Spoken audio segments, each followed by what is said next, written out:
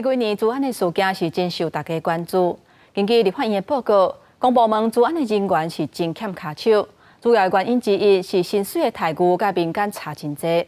所谓部讲，当咧积极为政府部门找相关的人才培训，嘛争取到专门升迁的管道。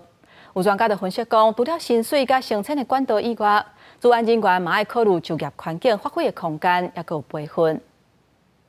外交部基于资料，敢若涉到互害客放伫网络顶面卖，毋但治安事件定定发生，中央甲地方的治安能力也无够。立法院法制局报告讲，尽管政府一直要请人，也过依法配置的治安专职人员依然无够。所谓部讲，主要是薪水待遇甲民间有差别，也有人员的存线受到限制。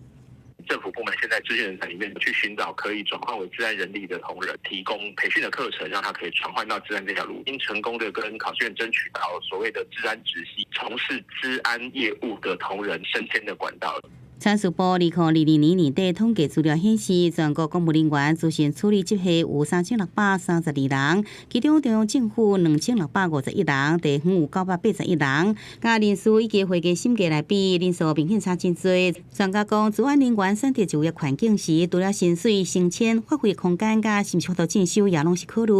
有没有这样的公司或者是这个机关有没有类似这样的计划，可以让他不断的做进修？然后让他的这个相关的一些技术啊，或者一些这个法律的一些常识可以增加。资讯系统的先备知识之外，还要有安全的这样的一个 extra 的训练。林宗南建议，伫教育层面就应该互治安甲资讯领域分甲更加清楚，未来伫治安的领域的人才收接才获得更加顺。记者综合报道。